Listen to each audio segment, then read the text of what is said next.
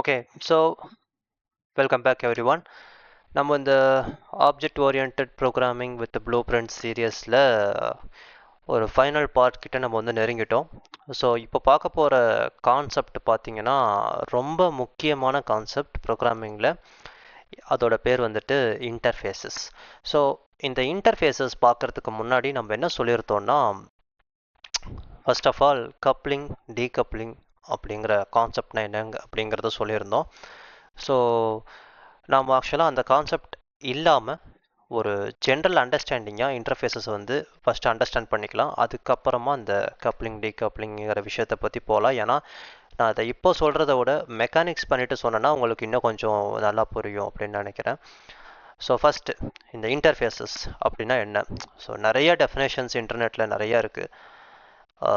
But ஜென்ரலாக ஈஸியாக ஞாபகம் வச்சுக்கிற ஒரு கீவேர்டு என்னன்னு பார்த்தீங்கன்னா, அது ஒரு பாண்டு மாதிரி அது வந்து ஒரு பாண்டு பத்திரம் மாதிரி.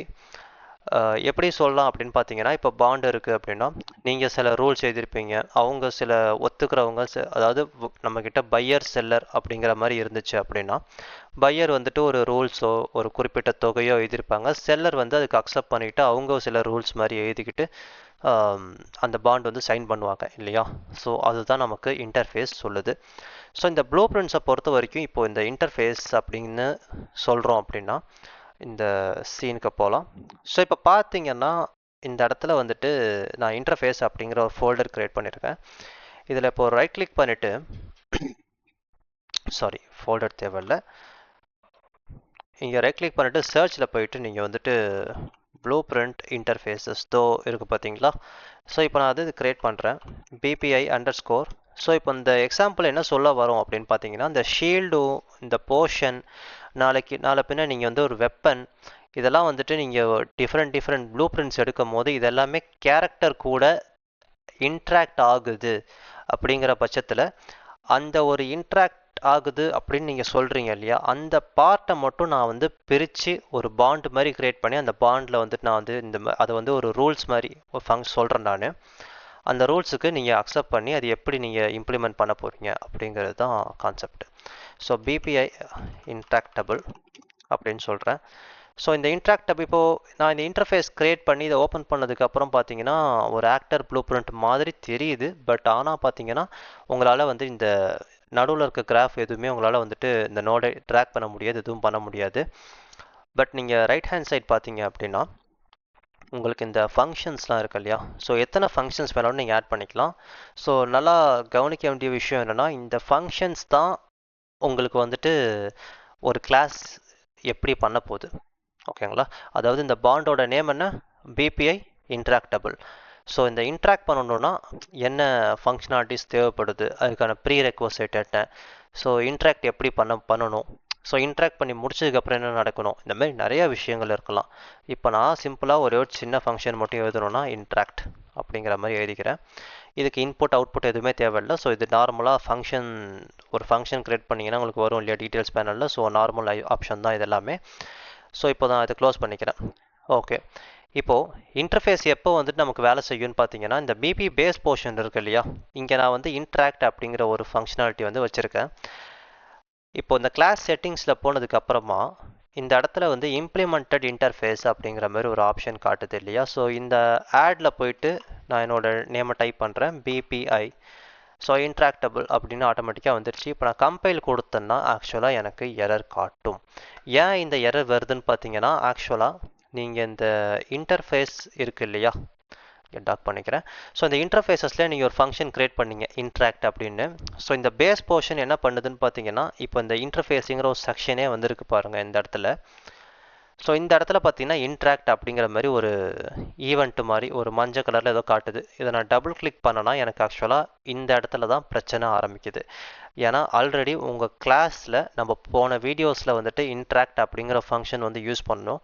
ஆனால் இப்போ நீங்கள் வந்து இன்டர்ஃபேஸை வந்து இந்த கிளாஸுக்கு இம்ப்ளிமெண்ட் பண்ணுறீங்க. அப்போ வந்து எது தான் உண்மையிலே இன்ட்ராக்ட் ஃபங்க்ஷன், அதாவது நீங்கள் இந்த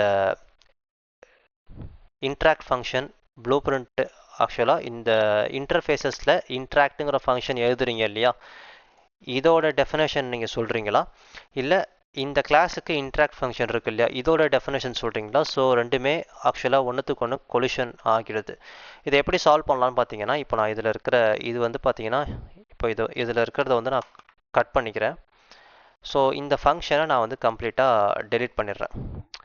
இப்போது இந்த இன்டர்ஃபேஸுக்கு கீழே இருக்கிற இந்த இன்ட்ராக்ட் ஃபங்க்ஷன், அதாவது இங்கே நீங்கள் எழுதியிருக்க ஃபங்க்ஷன் நீங்கள் எதுவுமே கொடுக்கல, சிம்பிளாக இப்போ என்ன நடக்குது, இதை டபுள் கிளிக் பண்ணிங்கன்னா இங்கே என்ன நடக்குது அப்படின்னு பார்த்தீங்கன்னா ஓவர் ரைட் ஆகுது நமக்கு. ஸோ ஓவர் ரைட் ஆகும்போது இப்போது இந்த ஃபங்க்ஷனாலிட்டியை நான் வந்துட்டு இங்கே பேஸ்ட் பண்ணிவிட்டு இப்போ இங்கே இந்த மாதிரி நான் வந்துட்டு கொடுக்குறேன். ஸோ இதை வந்து என்ன சொல்லலான்னா இன்ட்ராக்ட், அதாவது interact function callback from the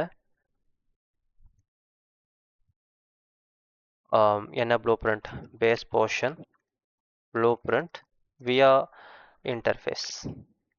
எந்த இன்டர்ஃபேஸ் அப்படின்னு பார்த்தீங்கன்னா bpi underscore interface, sorry bp underscore interactable interface அப்படின்னு சொல்கிறேன். ஓகேங்களா? இந்த ஃபங்க்ஷனாலிட்டியை இப்போ நான் வந்து ரிட்டைன் பண்ணி இந்த இடத்துல எடுத்துகிட்டு வந்திருக்கேன். ஓகே, இப்போ இந்த பாண்டில் பார்த்தீங்கன்னா மொத்தம் எத்தனை ஃபங்க்ஷன் இருக்குது? வெறும் உங்களுக்கு ஒரு ஃபங்க்ஷன் தான் இருக்குது. அந்த ஒரு ஃபங்க்ஷனை வந்து இந்த மொத்த பாண்டையும் யார் வந்து இம்ப்ளிமெண்ட் பண்ணான்னு பார்த்தீங்கன்னா பேஸ் போர்ஷன் கிளாஸு இம்ப்ளிமெண்ட் பண்ணிட்டீங்க. இப்போ அந்த பாண்டில் எழுதியிருக்க ரூல்ஸ் படி இந்த இன்ட்ராக்ட்னா என்ன அப்படிங்கிறதுக்கு நீங்கள் டெஃபினேஷன் கொடுத்துட்டீங்க. சூப்பர். இப்போது ஆல்ரெடி நம்ம வந்துட்டு ப்ரீவியஸ் வீடியோ பார்த்துருந்தோம் பாலிமார்ஃபிசம் அப்படிங்கிற மாதிரி. ஸோ இப்போ இந்த இன்ட்ராக்ட்டுங்கிற ஃபங்க்ஷனை பேஸ் பண்ணி தான் உங்களுக்கு வந்துட்டு அதோட சைல்டு கிளாஸஸ் எல்லாமே ஓவர் ரைட் பண்ணும் அப்படின்னு சொல்லியிருந்தேன் இல்லையா? இப்போது அந்த ஃபங்க்ஷனாலிட்டி ரீட்டைன் ஆகுமா அப்படின்னு பார்க்கலாம். ஸோ இந்த தேர்ட் பர்சன் கேரக்டர் இருக்கு இல்லையா, இங்கே தான் நம்ம வந்து இன்புட் கொடுத்து செக் பண்ணிகிட்ருக்கோம். ஸோ ஃபைனலாக நம்ம இந்த முடிக்க போகிறோம் இந்த அண்டர்ஸ்டாண்டிங் தி object oriented programming series S. So அப்படி பார்த்தீங்கன்னா இதுக்கப்புறம் நம்ம இந்த மாதிரி கீ யூஸ் பண்ண மாட்டோம். ஆக்சுவலாக கேம் பிளே லாஜிக் படி வந்து கொலிஷனாக, ட்ரேசிங்காக, இல்லை டிஸ்டன்ஸ் பேஸ்டாக, ஸோ எப்படி வந்து நீங்கள் பண்ண போகிறீங்க அப்படிங்கிற டீட்டெயில்ஸ் பார்க்கலாம். ஓகே, ஸோ இப்போ வந்து இந்த போர்ஷனுக்கு கிளிக் பண்ணிவிட்டு நான் வந்து இன்ட்ராக்ட் கொடுக்குறேன். ஆக்சுவலாக இதுக்கப்புறம் பிபி போர்ஷனில் அந்த இன்ட்ராக்ட்டுங்கிற ஃபங்க்ஷனே கிடையாது. நல்லா கவனிங்க, இந்த இடத்துல target is BP base portion இருக்குது, இந்த இடத்துல இன்ட்ராக்டே கிடையாது. ஸோ இப்போ நீங்கள் கொடுத்து இன்ட்ராக்ட் அப்படின்னு கொடுத்தீங்கன்னா உங்களுக்கு நல்லா இந்த இடத்துல கவனிச்சிங்கன்னா இன்ட்ராக்ட் அப்படின்னு சொல்லிட்டு பிபிஐ அண்டர்ஸ்கோர் இன்ட்ராக்டபிள் நம்ம க்ரியேட் பண்ண அந்த இன்டர்ஃபேஸோட ஃபங்க்ஷன் தான் காமிக்குது. அதாவது நீங்கள் வந்து ஒரு இன்டர்ஃபேஸ் க்ரியேட் பண்ணியிருக்கீங்க, அதில் இந்த மாதிரி இன்ட்ராக்ட்னு ஒரு ஃபங்க்ஷன் இருக்குது. அதை ஓவர் ரைட் பண்ணி கண்டிப்பாக வச்சுருப்பீங்க. இந்த கிளாஸ் வந்து ஓவர் ரைட் பண்ணி வச்சுருக்குன்னா நான் அதை வந்து டேரெக்டாக கால் பண்ணுறேன் அப்படிங்கிற மாதிரி வச்சுருப்பீங்க. ஸோ யாரோ கலரே பார்த்தீங்கன்னா மஞ்சள் கலரில் இருக்குது இல்லையா? ஸோ ஆக்சுவலாக இந்த மாதிரி நம்ம டைரெக்டாக கால் பண்ணுறத விட ஒரு சேஃப்டி செக் நம்ம பண்ணுறதுங்கிறது ரொம்ப பெட்டர். ஸோ அதோட நோட் நேம் என்னன்னு கவனிச்சிங்கன்னா டஸ் இம்ப்ளிமெண்ட், சாரி அது வந்து ஒரு பியூர் ஃபங்க்ஷன், அது டஸ் இம்ப்ளிமெண்ட் இன்டர்ஃபேஸ். ஓகேங்களா? ஸோ டார்கெட் ஆப்ஜெக்ட் இது. இன்டர்ஃபேஸ் அப்படின்னு வரும்போது பிபிஐ அப்படின்னு சொல்லிட்டு இன்ட்ராக்டபுளாக கேட்குறீங்க. ஸோ ஒரு வேளை இந்த இன்டர்ஃபேஸை வந்து இந்த பேஸ் போர்ஷன் இம்ப்ளிமெண்ட் பண்ணி இருந்துச்சுன்னால் நீங்கள் கால் பண்ணுறது ரொம்பவே நல்லது. ஸோ இந்த இடத்துல டார்கெட் கேட்கும். ஸோ நீங்கள் வந்து ஸ்ட்ரைட்டாக உங்களோட போர்ஷன் ஆப்ஜெக்ட் ரெஃபரன்ஸை கொண்டு போய் கனெக்ட் பண்ணுங்கள்.